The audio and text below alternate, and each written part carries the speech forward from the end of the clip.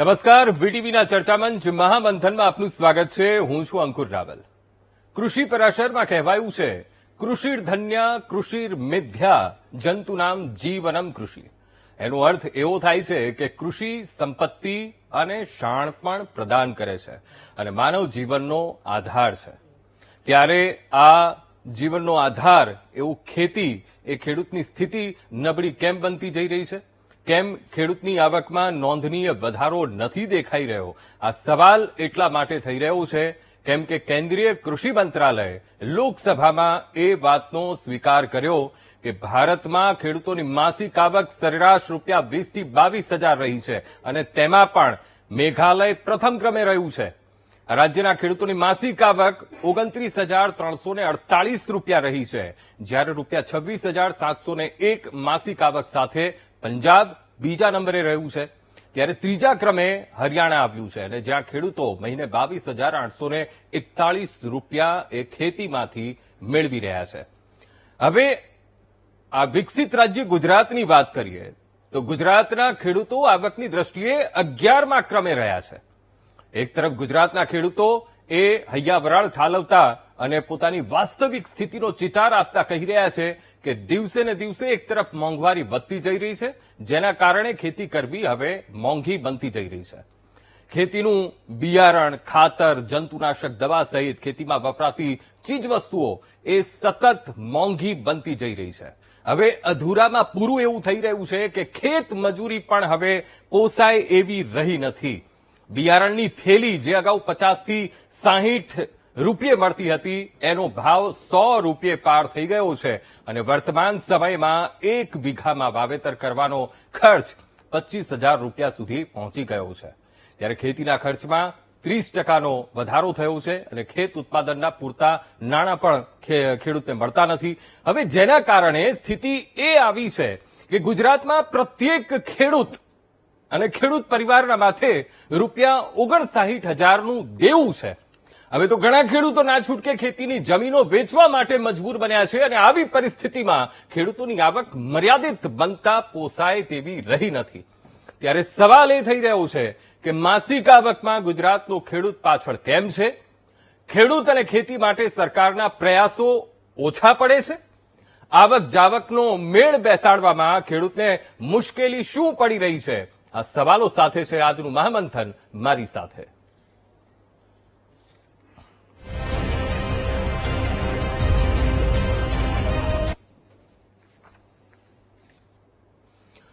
ગુજરાતનો ખેડૂત અને ગુજરાતના ખેડૂતની પરિસ્થિતિ શું છે એ મુદ્દે આજે જ્યારે ચર્ચા કરવી છે અને ચર્ચા એટલા માટે પણ કરવી છે કારણ કે લોકસભામાં કૃષિ મંત્રાલયે જે આંકડા આપ્યા છે કે ભાઈ ગુજરાતમાં ખેડૂતની આર્થિક સ્થિતિ કેવી છે અને આર્થિક દ્રષ્ટિએ કયા ક્રમાંક પર ગુજરાતનો ખેડૂત છે, તો જવાબ જ્યારે સામે આવ્યો ત્યારે હર કોઈ ચોંકી ગયા કારણ કે ગુજરાતનો ખેડૂત આર્થિક દ્રષ્ટિએ 11મા ક્રમાંકે છે.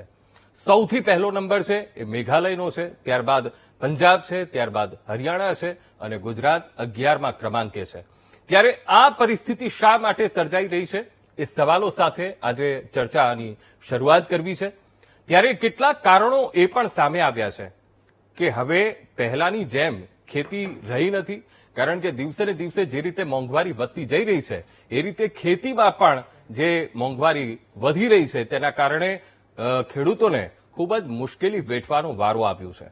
એક તરફ ખેડૂત એવું પણ કહી રહ્યા છે હૈયાવરાળ ઠાલવતા કે ખેતી હવે દિવસે ને દિવસે મોંઘી થતી જઈ રહી છે, બિયારણ પોસાતું નથી, ખાતર પોસાતું નથી અને બીજો એક માર ખેડૂતને એ પડે છે અથવા તો કુદરતી આફત આવી જાય ત્યારે ખેડૂતને મુશ્કેલી વેઠવાનો વારો આવતો હોય છે. કેટલાક કેસમાં તો એવું થતું હોય છે અને આપણે દર 15 દિવસે એ વસ્તુ આપણે સમાચારમાં જોતા હોઈએ છીએ કે ક્યાંક નકલી બિયારણનો ખેડૂત ભોગ બનતો હોય છે, ક્યાંક નકલી ખાતરનો ખેડૂત ભોગ બનતો હોય છે. એટલે આ બધી પરિસ્થિતિઓને કારણે ખેડૂતને ભોગવવાનો વારો આવતો હોય છે અને બીજી તરફ હવે ખેત મજૂરી પણ પોસાય એવી રહી નથી અને ખેત શ્રમિકો પણ મળતા નથી, જોઈતા હોય છે પણ મળતા નથી. આ સ્થિતિ અત્યારે ગુજરાતના ખેડૂતની છે અને એટલા જ માટે આજે ચર્ચા કરવી છે, કારણ કે જ્યારે કૃષિ મંત્રાલય આ આંકડા આપતું હોય અને એ કહી રહ્યું હોય કે આર્થિક દ્રષ્ટિએ ગુજરાતનો ખેડૂત 11મા ક્રમાંકે છે, ત્યારે રાજ્યમાં આ ચર્ચા કરવી જ રહી. અને એટલા માટે આપણી સાથે સ્ટુડિયોમાં જોડાયા છે હિતેન્દ્ર પટેલ, નેતા ભાજપ, મનહરભાઈ પટેલ, નેતા કોંગ્રેસ, વિઠ્ઠલ દુધાત્રા, નેતા કિસાન સંઘ, ઓનલાઈન આપણી સાથે જોડાયા છે. એમબી ધોરાજીયા સાહેબ નિવૃત્ત કૃષિ અધિકારી છે, તેઓ વડોદરાથી આપણી સાથે લાઈવ જોડાયા છે. તમામે તમામ મહાનુભાવોનું ખૂબ ખૂબ સ્વાગત છે આ ચર્ચા મંચ મહામંથનમાં. સૌથી પહેલા મનહરભાઈ આપની પાસે આવ્યું છે. એક તરફ ખેડૂતોની આવક બમણી કરવાની વાતો થાય છે, ખેતી અને ખેડૂત સમૃદ્ધ થાય એના માટે યોજના પણ લાવવામાં આવે છે. શું લાગી રહ્યું છે કે સકારાત્મક પરિણામો ખેતી અને ખેતીને સમૃદ્ધ કરવા માટે લાવેલી યોજનાથી મળી રહ્યા છે, એવું લાગી રહ્યું છે ખરા? અંકુરભાઈ, સૌપ્રથમ આ ચિંતાનો વિષય છે ખેડૂત માટે, અને ગુજરાતમાં ખાસ કરીને 25-27 વર્ષથી જો અહીંયા ભાજપાની સરકાર છે, કેન્દ્રમાં 10-11 વર્ષથી ભાજપાની સરકાર છે. હવે સરકાર જ તે આવા આંકડાઓ આપણને આપે છે કે ગુજરાત 11મા ક્રમે છે, તો 11મા ક્રમ પાછળ એક પેઢીનો સમય એ લોકોએ વિતાયો. અને 2022ની ડિસેમ્બર પહેલા આ લોકોનું લક્ષ્ય હતું કે અમે આ દેશના ખેડૂતોની આવક અમે બમણી કરી દઈશું. હવે એના પોતાના લક્ષ્યમાં તો એ સદંતર નિષ્ફળ ગયા, કારણ કે એ લક્ષ્ય હતું એ ચૂંટણી લક્ષ્ય હતું એવું એને બતાવ્યું છે કઈ ને કઈ રીતે. હવે આવા લક્ષ્ય, પોતાના લક્ષ્યની અંદર જો એ સરકાર નિષ્ફળ જતી હોય તો કારણો એની પાસે આપણે માગવા જોઈએ. કે ગુજરાતની અંદર 5 મુખ્યમંત્રી થયા, ભાજપાએ આપ્યા, 8 થી 9-10 એગ્રીકલ્ચર મિનિસ્ટર આ ભાજપાની સરકારમાં 25-27 વર્ષમાં કામ કરતા રહ્યા. હવે આ તમામ લોકોનું તંત્ર 25-27 વર્ષ એના ઉપર કામ લીધું. તો હું ભારતીય જનતા પાર્ટી પાસે વિપક્ષ તરીકે ગણો કે ખેડૂત વતી ગણો, ખેડૂત માટે ગણો, હું સરકારને પૂછવા માંગુ છું કે તમારી આ 8 કૃષિ મંત્રીઓની શું ભૂલ હતી, 5 મુખ્યમંત્રીઓની શું ભૂલ રહી ગઈ, કે પછી તમારા તંત્ર પાસેથી કામ લેવામાં તમે કેવી રીતે નિષ્ફળ ગયા? એ પહેલા ગુજરાતની જનતાને 25 વર્ષની આ બાબતમાં ખેડૂતોની આવક એ 12,000 થઈ ગઈ, અને ખેડૂતોની દેવું તમે કીધું એમ 39-49,000 રૂપિયા થયું. તો આ બે વચ્ચેનો જે ગેપ છે, જે પરિસ્થિતિ છે, એ તો આપણી પાસે વાસ્તવિકતા આવી ગઈ, સંસદના આંકડાઓ આવી ગયા. મને એમ નથી સમજત પડતી કે આ ભારતીય જનતા પાર્ટીની સરકારમાં અમે આક્ષેપો કરીએ એના કરતા એ લોકો આત્મમંથન કરી અને આપણી પાસે એક બ્લુપ્રિન્ટ આપે, એક વાસ્તવિકતાનો ચિતાર રજૂ કરે કે ભાઈ અમે 25 વર્ષમાં કામ કરીએ છીએ, એમાં અમારી આ ભૂલ. તમે 1995 પહેલા જતા રહેવાનું અને 95ની જે ઉપલબ્ધિઓ છે કે એની ખામી ખરાબીઓ છે એનું વર્ણન કરીને આપણે ટાઈમ પસાર કરીએ, એના કરતા હું ભાજપા પાસેથી હું અપેક્ષા રાખું કે તમે 5 મુખ્યમંત્રીએ કઈ ભૂલ કરી હતી, કે 8-9 એગ્રીકલ્ચર મિનિસ્ટરે કઈ ભૂલ કરી છે ને આ રિઝલ્ટ નથી આવ્યું, કે તમે તંત્ર પાસેથી કામ નથી લઈ શક્યા અને આઈએસ ઓફિસર જે આવ્યા બાબુઓ એની પનોતી બેઠી એના કારણે કામ નથી લેવાતું. આ કારણ શું કે ગુજરાતનો તાત અન્નદાતા ખેડૂત એની આવક દિવસે દિવસે ડબલી પડતી જાય અને દેવું માથે વધતું જાય. બીજી વસ્તુ એ કહું, તમે ખેડૂતોને સહાય આપવાનું બંધ કરવા લાગ્યા છો. તમે ખેડૂતોને જીએસટી તગડા, જે આ ભારતની અંદર ક્યારેય નહોતા એવા ઇનપુટ્સ ઉપર તમે જીએસટી લગાવ્યા. તમે દેવું ખેડૂતોનું તમે માફ કર્યું નથી. તમે લોકોએ સીમાચીન એવું કોઈ 8માંથી એક એગ્રીકલ્ચર મિનિસ્ટરે આજે ભાજપાના આગેવાન એમ કે અમે આ એક ગુજરાતમાં આવ્યા પછી 27 વર્ષમાં આ સીમાચીન કામ છે એના માટે મત માંગી શકાય એવું કોઈ કામ કર્યું નથી. અને નંબર 6, એમએસપી તમે આપતા નથી, કાયદાના બંધારણમાં નથી આપતા. અને નંબર એના પછી આગળ તેમ છતાં ગુજરાતનું દેવું વધતું જાય છે, ખેડૂતો આત્મહત્યા કરતા લાગ્યા છે અને ખેડૂતોના પ્રશ્નોના પરીખમાં આખા ગુજરાતની સરકાર પડી છે.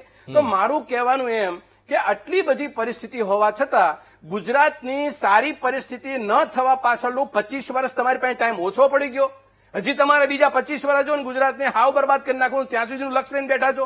તમારે કંઈક બ્લુપ્રિન્ટ તો આપો કે ખેડૂત પાછળ તેમ પડી શેના માટે ગયા છો, અને 25 વર્ષ તમારી પાસે ઓછા કેમ પડ્યા છે? અને ગુજરાતના કૃષિ મંત્રીઓ 8 કૃષિ મંત્રી, એક પણ કૃષિ મંત્રીનો 8 નો અનુભવ તમને કહું, એક પણ ક્યારે ટીવી સ્ક્રીન ઉપર આવીને એવું નથી કીધું એને કે અમે ગુજરાતના ખેડૂતોને આ બાબતના પ્રશ્નોમાંથી કાયમના માટે બહાર કાઢીએ છીએ, એવું એક પણ કૃષિ મંત્રી જાહેર નથી કરતા. અને કમિટમેન્ટમાં લેતા નથી, લક્ષ્ય પોતાના ખોટા પડે છે. તો લક્ષ્ય એવું આપો ગુજરાતના ખેડૂતોને કે લક્ષ્ય ઉપર તમને કોલર ઊંચો કરવાનું મન થાય, નહીં કે 22મા ડિસેમ્બરની અંદર ખેડૂતોની આવક બમણી કરવાની વાતને લઈ અને આપણે ખોટા પડીએ. અને છેલ્લે બીજા ટર્મમાં હું લઈશ, પણ બીજી એક વાત નાની એવી મૂકી દઉં. આ પરિસ્થિતિનું પરિણામ લોકસભાની અંદર ટાપલી કે પાટલી થપથપાવવા માટે જે આંકડાઓ આપ્યા છે અને એ આંકડાઓ પછી દાખલા તરીકે હું એક નાનો એવો દાખલો આપું કે 1 લાખ કરોડ રૂપિયા એગ્રીકલ્ચર ઇન્ફ્રાસ્ટ્રક્ચર માટે આ સરકારે ફાળવાનું નક્કી કર્યું. એ એગ્રીકલ્ચરના 1 લાખ કરોડ રૂપિયામાં 35,000 કરોડ માત્ર એને સેન્કશન કર્યા અને વાપર્યા કેટલા? તમે કહો અંકુરભાઈ, વાપર્યા માત્ર 25,504 કરોડ રૂપિયા. હવે 1 લાખ કરોડ જાહેર કરે અને 25,000 કરોડ વાપરે અને 75 કરોડ રૂપિયા 75,000 કરોડ રૂપિયા પાછા જાય અને તમે ટાપલી અને અભિદર્શન આપ્યા હતા. તમે એ દિવસે છે અમારી સાથે ચર્ચા કેવી કરી હતી? અમે 1 લાખ કરોડ રૂપિયા ખેડૂતોને આપશું અને 1 લાખના બદલામાં 25,000 વપરાણા. આ પછીની ચર્ચાઓ તમારી પાસે રહે નહીં. ખેડૂતોને ભ્રમિત કરવાનો આ સૌથી મોટો કારસ્તાન. લોકસભાની અંદર ખોટા આંકડા આપવા, વાસ્તવિકતાથી દૂર રહેવું અને વાસ્તવિકતા પ્રમાણે વર્તવું નહીં અને ખેડૂતોને પાસે મૂકવું પાછું કે અમે 2022ની અંદર ડિસેમ્બર સુધીની અંદર ખેડૂતોની આવક બમણી કરી દઈશું. વાસ્તવિકતા હતી ત્યાં આવી ગઈ. ઓકે દોરાજીયા સાહેબ, આપની પાસે સમજવું છે, થોડીક આ ચર્ચાને ઇન્ફોર્મેટિવ મારે બનાવી છે, કારણ કે લોકસભામાં તો કૃષિ મંત્રાલયે એ વાતનો સ્વીકાર કર્યો છે અને એ ડેટા લોકોની સામે મૂક્યો છે અને કહ્યું છે કે ભાઈ ગુજરાતનો ખેડૂત છે એને આર્થિક દ્રષ્ટિએ 11મા ક્રમાંકે છે. મારે તમારી પાસેથી એ જાણવું છે કે આ ડેટા કેવી રીતે એકત્ર કરવામાં આવતો હોય છે? જેમ કે સુખાકારીનો ડેટા એકત્ર કરવો હોય કે ભાઈ આવક ઓછી છે અથવા તો આવક વધી છે કોઈ ગામની, તો એ ડેટા જે રીતે એકત્ર કરાતો હોય છે, તો આમાં ખેતીમાં કઈ રીતે એ ડેટા એકત્ર કરાતો હોય છે? અંકુરભાઈ, આ જે કઈ આવક જાહેર થાય છે એ આવકના ફિગર આંકડા આપણે નેશનલ સર્વે સ્કીમ ચાલે છે, કેન્દ્ર સરકારની નેશનલ સર્વે સ્કીમ ચાલે છે. હવે એના અધિકારીઓ ડાયરેક્ટ એ પણ ખેડૂતોની મુલાકાત લેતા હોય છે. આ ઉપરાંત કેન્દ્ર સરકારનું બજેટ આંકડા આપણા ગુજરાત રાજ્યના આંકડા વિભાગને આપેલું હોય છે અને એમાં પણ કેટલાય કર્મચારીઓ એ ફરજ બજાવતા હોય છે. એટલે દર વર્ષે એમના પણ એ ખેડૂતો સાથેના કોન્ટેક્ટ સેમ્પલ સર્વે એ રેન્ડમલી લેતા હોય છે અને એમાંથી પણ એ આ બધા ફિગર મેળવી અને ભારત સરકારને એ સબમિટ કરતા હોય છે અને જેના આધારે જે કઈ આવકના છે, ખર્ચના આંકડા છે એ જાહેર કરાતા હોય છે. હવે પ્રશ્ન એ થાય છે કે આ આવક ચોક્કસ આપણે ઓછી છે એ હકીકત છે, પરંતુ આના માટે જે કઈ પ્રયત્ન, એક વખત આપણો રિપોર્ટ આવી જાય છે કે આપણી પાસે આવક ઓછી છે, જે 2012-13 આંકડો આપણી પાસે હતો કે ખેડૂતની આવક એ 6,000 રૂપિયાની આજુબાજુ હતી અને એ આંકડો અત્યારે 2018 જૂન 2018 થી જુલાઈ 2018 સુધી 19 સુધીમાં 10,600 રૂપિયાની આજુબાજુ આંકડો એ પહોંચ્યો. એટલે આપણે ક્યાં પહોંચવું છે એ ટાર્ગેટ આપણી પાસે હોવો જોઈએ કે આ ટાર્ગેટને આપણે અહીંયા લઈ જવો છે, તો એ ટાર્ગેટ ફૂલફિલ કરવા માટે શું કરવું જરૂરી છે, તો એ પગલાં લેવાય છે ખરા આપણી ત્યાં? આપણે ફક્ત ખાલી એ ખેડૂતોને એક સારી એક ક્રેડિટ ધિરાણ 0% આપ્યું, પણ શું આ સાબિત કરી દે છે કે શું 0% આપેલું ધિરાણ એ ખેડૂતોની આવક વધારી શકી છે ખરી? એની પાછળ આપણે મહામંથન ક્યારે આપણે એ વિચાર્યું છે ખરું ક્યારે? એટલે આપણી પાસે જે પ્લાન જે બનાવવો જોઈએ, ગ્રીન પ્રિન્ટ આખી જે રોડ મેપ જે બનાવવો જોઈએ, એ આપણી પાસે રોડ મેપ આપણે ક્યારેય આપણે તૈયાર કર્યો નથી. અને રોડ મેપ આપણી પાસે છે એ ફક્ત ખાલી સરેરાશ ઉત્પાદનના આંકડા કે ગયા 3 વર્ષમાં સરેરાશ ઉત્પાદન કેટલું હતું અને ચાલુ વર્ષે કેટલું થયું અને એમાં કેટલો ઘટાડો થયો. પણ આપણે પ્લાન એવો બનાવવો જોઈએ કે આપણો લક્ષ્યાંક, આપણો ટાર્ગેટ આપણે ખેડૂતોને, આપણે આ જિલ્લાને મગફળીનો, કપાસનો કે ડાંગરનો એ આપણો ટાર્ગેટ કેટલો હતો, લક્ષ્યાંક કેટલો હતો, એ લક્ષ્યાંકમાંથી આપણે કેટલો સિદ્ધ થયો છે એના પર્સન્ટેજ આપણે ખરેખર આપણે મૂકવા જોઈએ. અને નથી થયો તો શા માટે નથી થયો?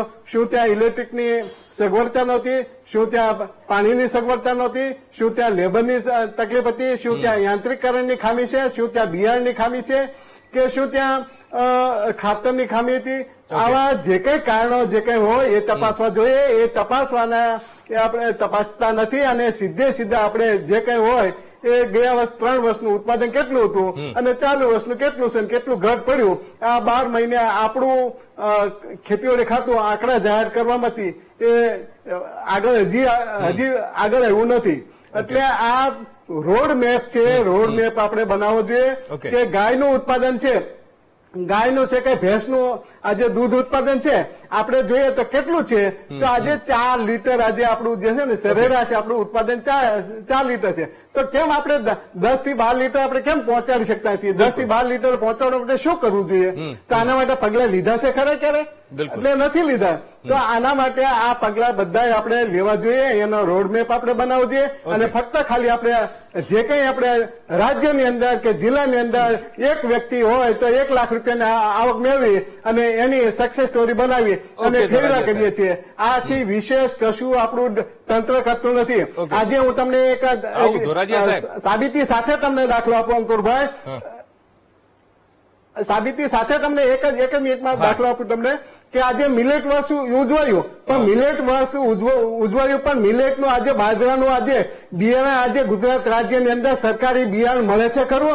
આજે જામનગર સંશોધન કેન્દ્ર છે, જામનગરની જાતો જે બહાર પાડી છે, એક પણ કિલો આ બિયારણ ખેડૂતો વાપરતા નથી અને પ્રાઇવેટ કંપનીનું 400 રૂપિયા કિલો, કેટલું 400 રૂપિયા કિલો આ બિયારણ પ્રાઇવેટ કંપનીઓ વેચે છે અને એ બિયારણ આજે ખેડૂતો આજે વાપરે. શું આજે રાતોરાત તમારી આજે જે બિયારણ છે એ રાતોરાત આજે કંપનીમાં પેદા થઈ જાય છે? આજે ખેડૂતોએ ઉત્પાદન ખેડૂતના ખેતરો ઉત્પાદન લીધું છે અને એ કંપનીઓ ખરીદી કરે અને ફરી પાછું એ જે કઈ હોય એ ડબલ થઈ જાય છે. એટલે બિયારણમાં આ બધા ઘણા પ્રોબ્લેમ છે, ઘણા રોડમેપ આપણે તૈયાર કરવો પડે. ઓકે વિઠ્ઠલભાઈ, તમે કિસાન સંઘના નેતા છો, ખેડૂતો તમારી પાસે આવતા હશે, એમની સ્થિતિને લઈને હૈયા વરાળ પણ ઠાલવતા હશે. હવે જ્યારે લોકસભામાં આજે આખો આંકડો સામે આવ્યો છે કે ભાઈ આર્થિક દ્રષ્ટિએ ગુજરાતનો ખેડૂત એ 11મા ક્રમાંકે, કઈ પરિસ્થિતિને જોઈ રહ્યા છો જેના કારણે ગુજરાતનો ખેડૂત એ આર્થિક દ્રષ્ટિએ 11મા ક્રમાંકે રાખવો પડ્યો છે? અંકુરભાઈ, જે અત્યારે જે આંકડા આવ્યા મેં એકદમ જોયા તો સ્વાભાવિક રીતે કે ગુજરાત માટે એક શરમજનક અને આઘાતજનક આંકડા હતા. એમાં ઘણા બધા કારણો છે, કોઈ એક કારણને આપણે આંગળી મૂકીને નહીં કહી શકીએ. તો જમીન છે, પાણી છે, ભૌગોલિક સ્થિતિ છે. દાખલા તરીકે આપણે વાત કરીએ કે ગુજરાતની અંદર ભૌગોલિક સ્થિતિ એવી છે કે વરસાદની અનિયમિતતા, અતિવૃષ્ટિ, ક્યાંક દુકાળ, આજે જ પણ એવી સ્થિતિ છે કે ગુજરાતની અંદર ઘણી જગ્યાએ અતિવૃષ્ટિ છે, ઘણી જગ્યાએ હજી પૂરતો વરસાદ પણ નથી થયો. અને બીજી એક વાત એ છે કે જે આગળ પડતા જે રાજ્યો છે એમાં જે હરિયાણા છે, પંજાબ છે, મેઘાલય છે, કેરળ છે, એ બધા રાજ્યોની અંદર વર્ષોથી સરકારે ખેડૂતને ખેતરે પાણી પહોંચાડી દીધું છે. અને આપણે ગુજરાતની અંદર હજી પણ કે આપણે કચ્છની અંદર લિંક કેનાલો નથી, માઇનર કેનાલો નથી બની. કેન્દ્ર સરકાર ભાજપની આવ્યા પછી, નરેન્દ્ર મોદીની સરકાર આવ્યા પછી સરદાર સરોવર ડેમ અને પૂર્ણ થયો છે, એના પછી પણ હજી પણ 10-11 વર્ષ પછી પણ હજી કેનાલ આવી નથી. અથવા એનો ચોક્કસ એમ કહી શકાય કે નર્મદાના પાણીનું પણ હજી પૂરતું વિતરણ થયું નથી. એ સિવાય પણ ઘણી જગ્યાએ હજી કનેક્શનો નથી આપતા વીજળીના. આજે જ મારી પાસે એક મેં પ્રેસ નોટ વાંચી તો ખેડૂતોએ કનેક્શન માટે પૈસા ભરી દીધા છે પણ કનેક્શન નથી મળતા. એક ફરિયાદ મારી પાસે એવી આવે કે ખેતીવાડીમાં મીટર બળી ગયું છે, 1 અઠવાડિયે છે, મારે હું પુરાવા સહાયથી વાત કરું છું, 1 અઠવાડિયે મીટર બળી ગયું છે પણ 1 અઠવાડિયે મીટર ખેડૂત ફોન કરે છે એટલે એમ કહે છે કે મીટર નથી. તો આવી પરિસ્થિતિમાં જે સંસાધન સરકાર દ્વારા જે પૂરું પાડવું જોઈએ એ જયારે જરૂર હોય ત્યારે મળતું નથી. એવી જ રીતે ખાતરમાં આપણને ખબર છે, ગયા વર્ષે આપણે ખાતરમાં ખેડૂતો ખૂબ દુઃખી થયા, એની હિસાબે ડુપ્લિકેટ ખાતરો પણ નખાણા મેં જોયા છે, ખેડૂતના ખેતરમાં જોયા છે. જે ઘઉં 30 થી 40 મણ વીઘે થતા હતા એ 10 મણ થઈને ઉભા રહ્યા છે ઘઉં, એ મેં જોયા છે. ડુપ્લિકેટ ખાતર, અત્યારે જૈવિક ખાતરને નામે મોટા પ્રમાણની અંદર ડુપ્લિકેટ ખાતરો, વધારે મોટા કમિશનો આપીને ખેડૂતોને પધરાવી દેવામાં આવે છે. જૈવિક ખાતરોને નામે એની ઉપર પણ પ્રતિબંધ એક બાન આવવી જોઈએ કે ખેડૂતો અજ્ઞાન છે અને તો એવું લાગે કે ભાઈ એક 500 રૂપિયાની આ થેલી લઈ જાઓ ડીએપી જેવું કામ કરે છે આવા શબ્દો વાપરે છે. હવે ડીએપી 1200-1300 રૂપિયાની હોય તો સ્વાભાવિક ખેડૂત છે કે હાલો ની 500 રૂપિયાની લઈ જાઓ તો ઓલા કોને કમિશન એમાં 100 રૂપિયા મળતું હોય છે વેચનારને. એટલે એ મોટે ભાગે આવું ખાતર વેચવાનો પ્રયત્ન કરે વધારે કમિશન ના હિસાબે. આની ઉપર બાન આવવું જોઈએ. ઓકે, જંતુનાશક દવા પણ ડુપ્લિકેટો આવે છે.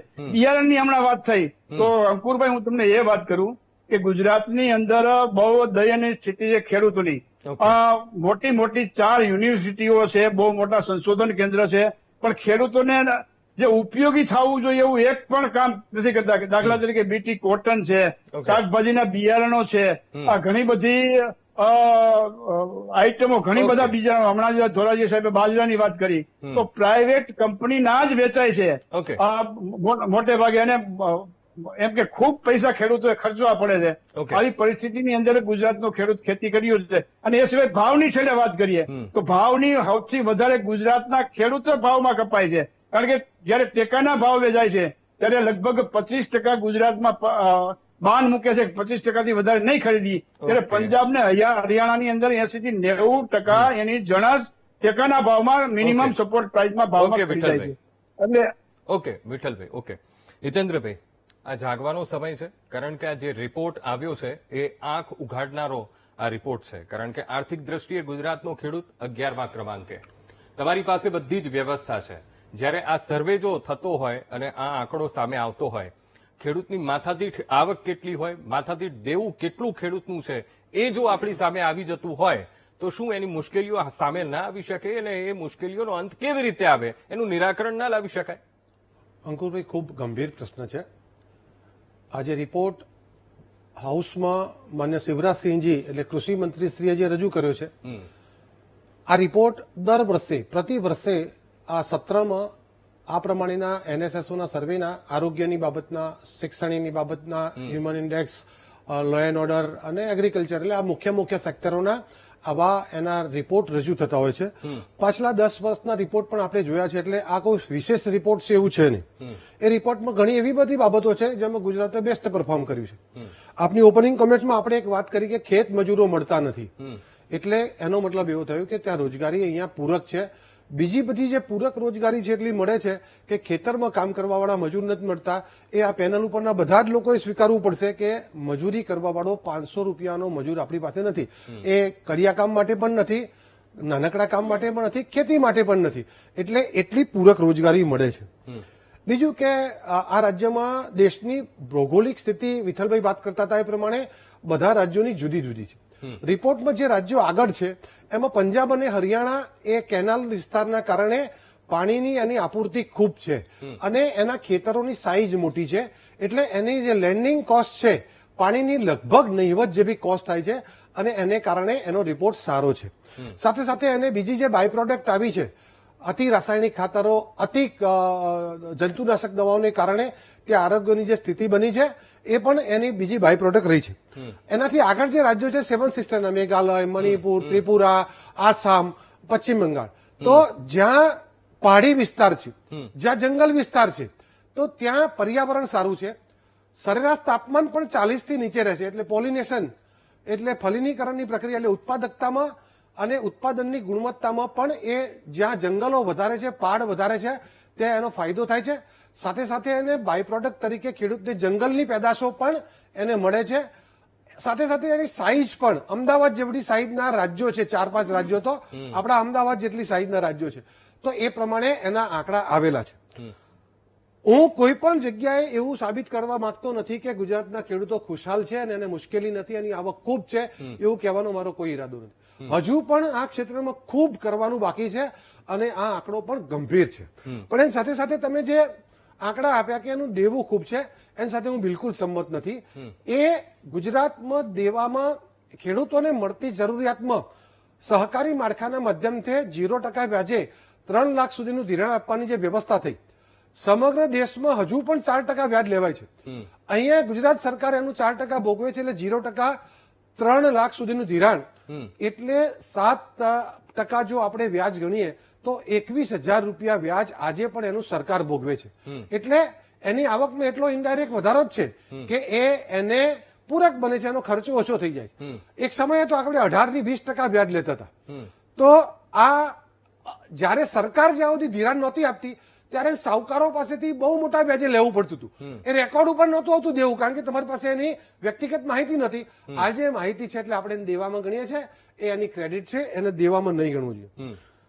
ગુજરાતમાં પણ સ્થિતિ તમે જુઓ, ભૌગોલિક સ્થિતિની આધારે ઉત્તર ગુજરાતમાં 1200-1500 ફૂટે પાણી છે, તો એને પાણીનો બહુ મોટો ખર્ચો પડે છે, તો ઉત્તર ગુજરાતના ખેડૂતને ખૂબ મુશ્કેલી છે. સાથે સાથે મધ્ય ગુજરાતમાં વડોદરા, આણંદ, ખેડા જિલ્લામાં જૂની કેનાલોની ખૂબ સારી વ્યવસ્થા છે અને ત્યાં ખેતરોની સાઈઝ પણ મોટી છે, તો ત્યાંના ખેડૂતને થોડું પ્રમાણમાં સારું છે. તો કચ્છમાં જે ભૌગોલિક સ્થિતિ છે તો ત્યાં પાણી હવે હજુ તો 50%, 60%માં પહોંચ્યું છે. કચ્છ અને બનાસકાંઠાની સ્થિતિ તો સરકારની ડ્રીપ ઇરિગેશનની, જળસંચયના અને સોલરના કામોથી ત્યાં સ્થિતિ સારી બની છે. સૌરાષ્ટ્રમાં વરસાદની અનિયમિતતાને કારણે નર્મદાના પાણી પહોંચાડવાનો પ્રયાસ થયો છે. વીજળીના કનેક્શનો, કોઈ કહેતું હતું કે વીજળીનું કનેક્શન વિઠ્ઠલભાઈ કહેતા હતા, એ એકલ દોકલ ઘટના છે. કારણ કે 2000ની સાલમાં 4 લાખ કનેક્શન હતા, આજે 24 લાખ કનેક્શન છે અને 6 મહિનામાં કનેક્શન મળે એવી સ્થિતિ પણ બની ગઈ છે.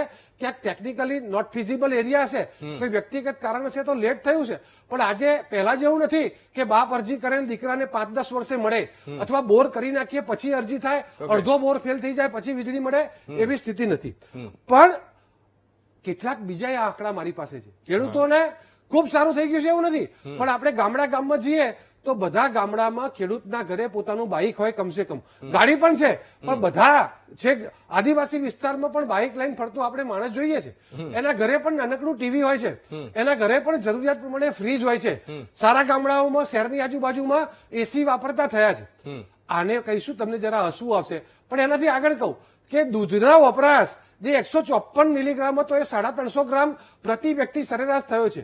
વીજળીના યુનિટ એ ગુજરાતમાં વાપરવાનું લગભગ ડબલ થયું છે. અને દેશની સરેરાશ કરતા દૂધનો વપરાશ, દેશની સરેરાશ કરતા ફળનો વપરાશ, દેશની સરેરાશ કરતા શાકભાજીનો વપરાશ, દેશની વપરાશ કરતા ચોખાનો વપરાશ ગુજરાતમાં ડબલ રહ્યો છે. અને એનાથી આગળ કે એ વીજળીના વપરાશ કે દૂધનો વપરાશ જે કરે છે ને, એ જીવન જરૂરિયાતની વસ્તુ છે. એટલે ખેડૂતને મુશ્કેલી તો છે, પણ એની સુખાકારીમાં પણ ગુજરાત સમગ્ર દેશમાં નંબર આગળ રહ્યું છે.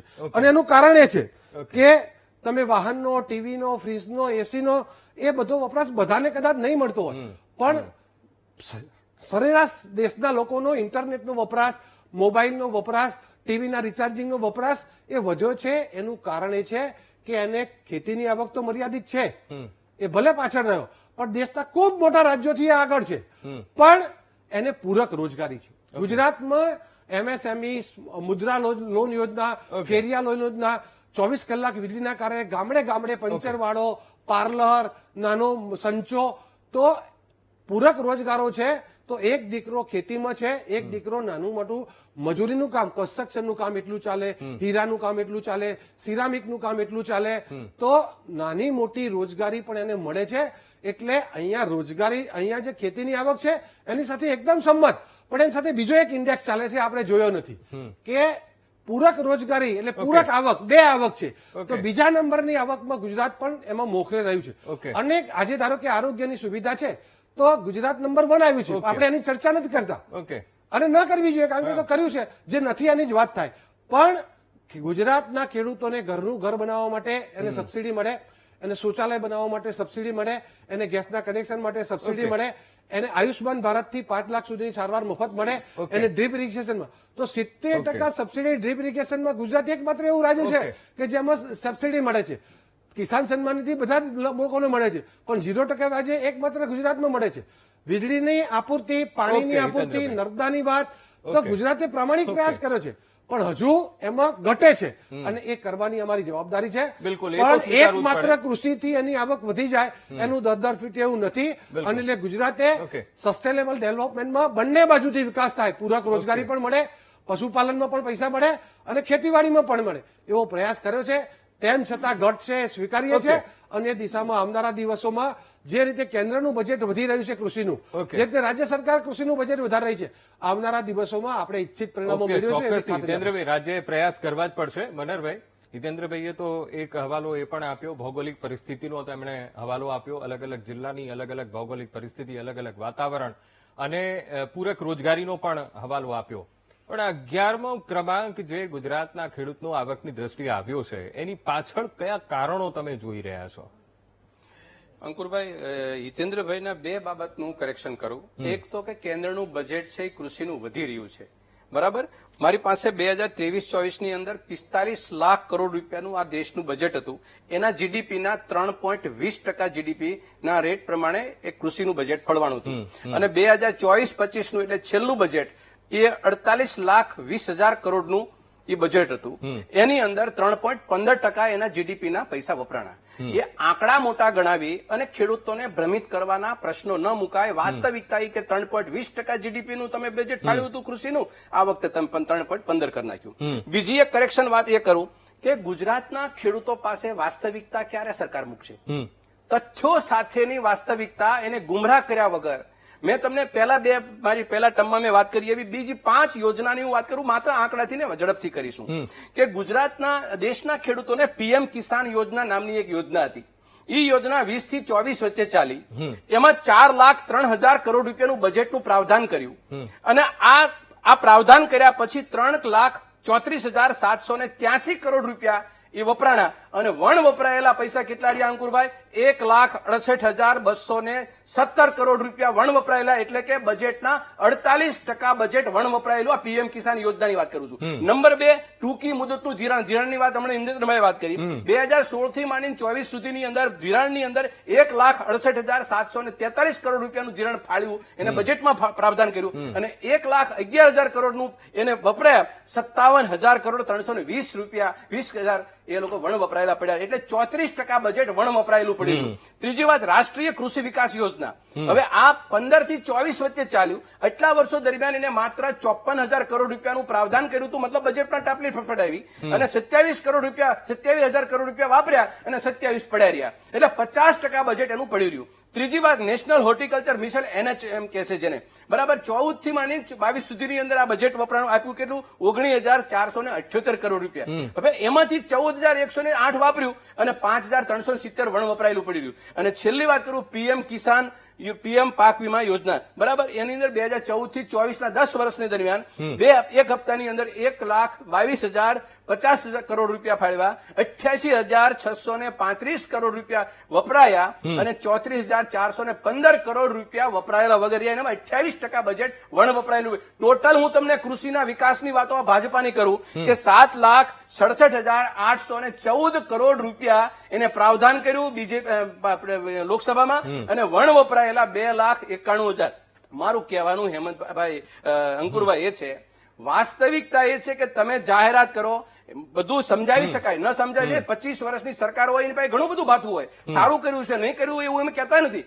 પણ ખેડૂત પ્રત્યેની તમે જેટલી ગુમરાહ ફેલાવો છો, જેટલી ગેરસમજણ ફેલાવો છો, એ વાસ્તવિકતા તમને મુકાય. છેલ્લી એક વાત કરું કે તમે ગઈ વખતે 2019માં બજેટમાં, કેન્દ્રના બજેટમાં કુસુમ નામની યોજના, પીએમ કુસુમ યોજના, એનું આખું નામ છે પ્રધાનમંત્રી કિસાન ઉર્જા સુરક્ષા અને ઉત્થાન અભિયાન. જો કંઈક ને તમે ફાડી નાખે એવા નામો હોય. હવે એ 2019 ની અંદર યોજના આવી. એ 5 વર્ષનું લક્ષ્ય હતું, 62 કરોડ ખેડૂતોને આપવાનું હતું. એ યોજનામાં એને 10 લાખ મેગાવોટ સોલરથી વીજળી પકવવાની હતી. હવે એ ઉત્પાદનની લક્ષ્ય લીધું, જો 10,000 કરોડ, બરાબર. એમાં 10,000 મેગાવોટ, એમાં 8,112 મેગાવોટની મંજૂરી મળી અને 256 મેગાવોટ જમીન ઉપર ઉતર્યા. નંબર 2, 17,50,000 સોલાર એગ્રીકલ્ચર પંપની જાહેરાત કરી. 5 વર્ષની અંદર 13,54,315 કરોડ પંપો માત્ર એને મંજૂરી આપી અને એને આપ્યા કેટલા? 3 લાખ, એટલે કે મતલબ 4 લાખની આજુબાજુમાં. અને છેલ્લી વાત, 10 લાખ ખેડૂતોને જ્યાં વીજળીના પંપ ચાલતા હતા એને સોલાર પંપ કરવા માટેની યોજના હતી. 10 લાખ ખેડૂતોને આ દેશમાં આપવાની. જો ટાપલીટ અને પાટલીટ થપથપાવવા માટેના આંકડા કેવા છે, વાસ્તવિકતા 5 વર્ષ પૂરું થાય ત્યારે કેવા છે એની વાત છે. 1,61,640 સોલાર પંપ મંજૂર કર્યા અને ખેડૂતોને આપ્યા કેટલા? માત્ર 2,644.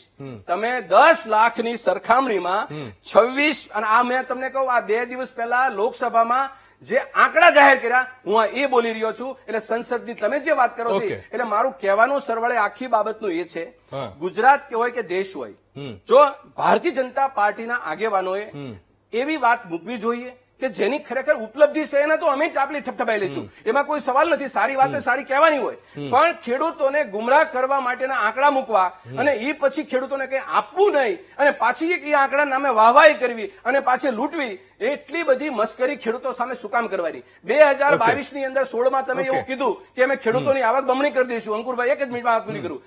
બમણી કરી દઈશું. બમણી કર્યા પછી તમે હજી ઢોલ ટીપાના ચાલુ શું કામ રાખો છો? તમે ક્ષતિ શોધો એમાંથી કે 22માં કેમ તમે નથી બમણી કરી શક્યા? કે બમણી કરવાના બદલે અત્યારના આંકડા એવા આવી રહ્યા છે કે બમણીની વાત તો લક્ષ તો બાજુમાં રહ્યું, પણ લક્ષ કરતા પણ ઊંધું થઈ રહ્યું છે. ત્યારે ચિંતાનો વિષય છે. એના માટે ખેડૂતો સામે યુનિવર્સિટીની એક વાત કરી દઉં. યુનિવર્સિટી વાત કરી છે ભાઈ હમણાં ધોરજીભાઈ અને બે ભાઈ આપણે મિત્રએ. યુનિવર્સિટી જુનાગઢ એગ્રીકલ્ચર યુનિવર્સિટી વાત કરું સાહેબ, 43 હેડ ઓફ ધ ડિપાર્ટમેન્ટ છે, 34 હેડ ઓફ ધ ડિપાર્ટમેન્ટની જગ્યા ખાલી છે. આ વાસ્તવિકતા છે. તમે ક્યાંથી બિયારણનું સંશોધન થાય ને ક્યાંથી તમારું બિયારણનું જર્મિનેશન મળે, તમને કોઈ પ્રકારની વાસ્તવિકતા નથી. એટલા માટે કહું છું ગુજરાતના ખેડૂતો પાસે ભારતીય જનતા પાર્ટી પાસે એટલી અપેક્ષા રાખું કે વાસ્તવિકતાના આંકડા મૂકે. ઓકે, ધોરાજીયા સાહેબ, હવે ખેતી અને ખેડૂતને સમૃદ્ધ કરવા માટે અલગ અલગ યોજનાઓ છે અને જે રીતે મનહરભાઈએ કીધું કે ભાઈ યોજનાઓ જાહેર થાય છે એની પાછળ ફંડ પણ ફાળવાય છે, પણ અડધા ઉપરનું ફંડ તો એ જે ઉપયોગમાં લેવાનું હોય એ ઉપયોગમાં નથી લેવાતું. ત્યારે લાગી રહ્યું છે કે જે આ ડેટા સામે આવ્યો છે, આ રિપોર્ટ સામે આવ્યો છે, એમાં એવું કહી શકાય કે જેટલો આ યોજનાનો લાભ એ ગુજરાતના ખેડૂત સુધી પહોંચવો જોઈએ એ નથી પહોંચી રહ્યો. ધોરાજીયા સાહેબ, આ બરોબર છે અંકુરભાઈ, 100% હું એની સાથે સંમત છું અને દાખલા સાથે કહું છું કે આજે પ્રધાનમંત્રી પ્રધાનમંત્રી ફસલ વીમા યોજના આજે જો કેન્દ્ર સરકાર ના બજેટમાં મંજૂર થતી હોય તો ગુજરાતમાં એનો લાભ શા માટે નહીં? શું આ ભ્રષ્ટાચાર જે કઈ થાય એટલે આખું તંત્ર આખી યોજના બંધ કરી દેવાની? શું ભ્રષ્ટાચારને બંધ નથી કરી શકતા તમે? એટલે ભ્રષ્ટાચાર પકડાણો, કંપનીઓ ભ્રષ્ટાચાર પકડાણો એટલે આખી યોજના ઉડાડી દીધી અને ગુજરાતના ખેડૂતોને લાભ નહીં. આજે પ્રધાનમંત્રી ફસલ વીમા યોજના કેન્દ્રના 20 રાજ્યો આજે લાભ રહ્યા છે અને ગુજરાતના માથે મીંડું છે. આવી જ બીજું મોટા નામ સાથે આજે યોજના આજે આપણે જાહેર કરશે, વન ડિસ્ટ્રિક્ટ વન પ્રોડક્ટ, ઓડીઓપી માં આજે ઓડીઓપી શું છે એ આજે પૂછો, આજે દરેક જિલ્લાના અધિકારીઓને પૂછો કે આ ઓડીઓપી માં શું કામ કર્યું.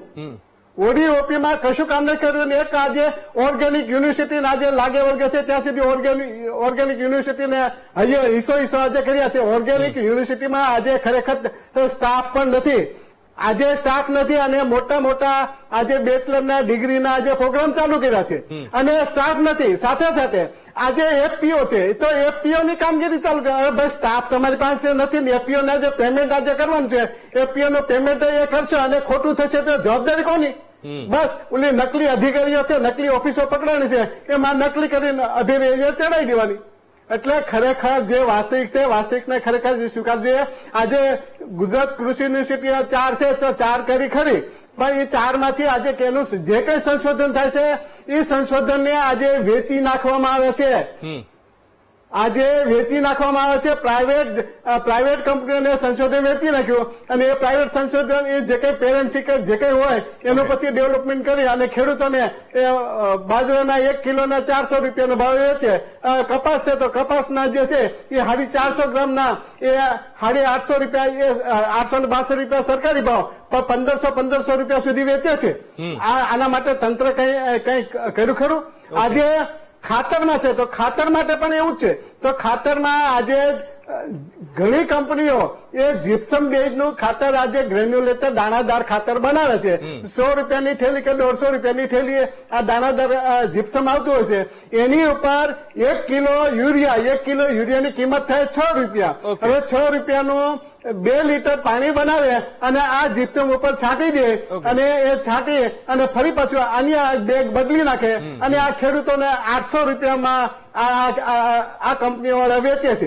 એના માટે પગલા લીધા ખરેખર? બિલકુલ. એટલે ખેડૂતો માટે ઘણું કરવાનું બાકી છે અને જે કંઈ કર્યું છે, જે ત્રુટીઓ છે એ ત્રુટીઓને પણ આપણે દૂર કરવી પડશે તો જ એક સારી વ્યવસ્થા ઉભી થશે. ને આજે જે ગુજરાતનો ખેડૂતનો જે આ આર્થિક દ્રષ્ટિએ ક્રમાંક 11મો આવ્યો છે એ કદાચ સુધરશે આવનારા સમયમાં. આ ચર્ચાનો દોર પણ યથાવત રહેશે. રોકાઈશું એક બ્રેક માટે.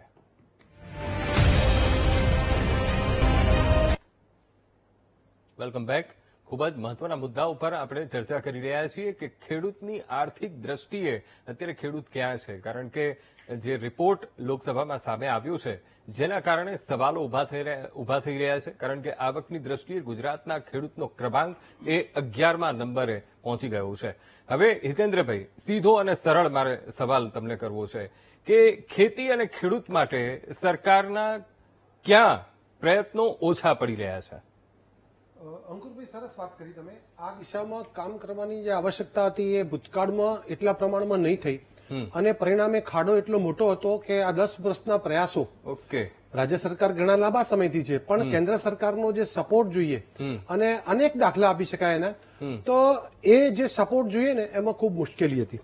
મનહરભાઈએ બજેટની ખૂબ લાંબી ચર્ચા કરીને બધા સ્ટેટિસ્ટિક પણ આપ્યા, પણ એક નાનકડો આંકડો આપું. મને બજેટમાં આમ તો બહુ સમજણ ના પડે, પણ 2014-15નું 16 લાખ કરોડનું બજેટ આજે 48 લાખ કરોડનું બજેટ થયું. આ દેશની 11મા નંબરની ઇકોનોમી હતી એ 5મા નંબરની ઇકોનોમી બની અને ફિસ્કલ ડેફિસિટ જે વેપાર ખાધ અને દેવું કરવાની જે કેપેસિટી એની ખૂબ નીચે રહી અને આ બજેટ આવ્યું છે. રહી વાત કૃષિના બજેટની, તો અમે ભારતીય જનતા પાર્ટીની સરકાર આવી ત્યારે છેલ્લું બજેટ એમનું કૃષિનું 30,000 કરોડ હતું. આજે 1,52,000 કરોડનું બજેટ થયું.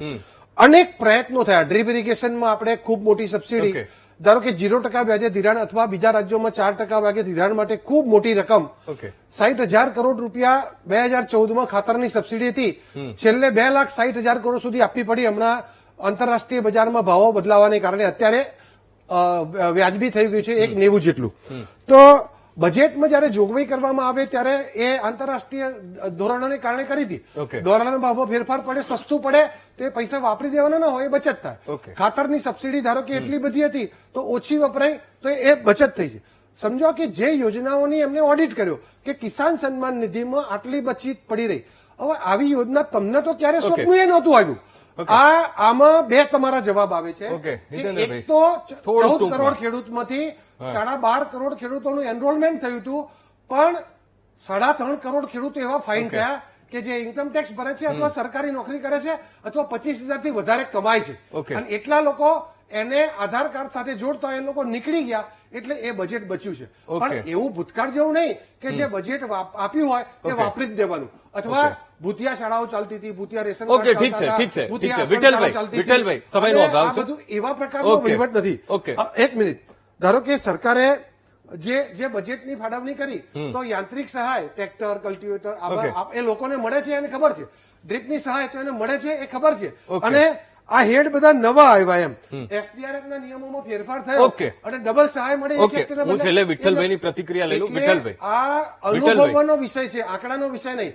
ગુજરાતના હા એની મુશ્કેલી હજુ ઓછી નથી, એને મુશ્કેલી છે જ, અને એટલે એનો શ્રેષ્ઠ ઉપાય છે જળસંચય કરવું, પ્રાકૃતિક ખેતી કરવી અને વૃક્ષારોપણ કરવું. વિઠ્ઠલભાઈ, છેલ્લે પ્રતિક્રિયા આપની 30 સેકન્ડ. મુખ્ય ગ્લોબલ વોર્મિંગમાં એટલો જ ભાગ ભજવે છે. શું કરી શકાય? સરકાર લડવાનો ઓકે અને આપણે બધાએ હિતેન્દ્રભાઈ, વિઠ્ઠલભાઈ, શું કરી શકાય? પણ કામ કરવા માટે વિનંતી. અંકુરભાઈ, શું કરી શકાય? આમ જોવો તો બે જ વસ્તુઓ કરી શકાય. એક તો ખેતી ખર્ચ ઘટી શકાય, ઘટાડવો પડે. ખેતી ખર્ચ ઘટાડવા માટે જે ઇનપુટ જે મોંઘું છે એને કોઈ પણ હિસાબે સસ્તું અને ઉપલબ્ધ ખેડૂત માટે કરવું જોઈએ, અને ઉત્પાદિત માલના એને પૂરતા ભાવ મળે, પોષણક્ષમ ભાવ મળે. આ બે વસ્તુ જો થાય તો ખેડૂતોની આવક ચોક્કસ વધે એવું માનું છું. ઓકે. હિતેન્દ્રભાઈ, મનહરભાઈ, વિઠ્ઠલભાઈ, ધોરાજીયા સાહેબ, આપ તમામ મહાનુભાવ આ ચર્ચામાં જોડાયા એ બદલ આપનો ખૂબ ખૂબ આભાર. હાલ બસ આજ મહામંથનમાં બસ આટલું જ. મને આપશો રજા. નમસ્કાર.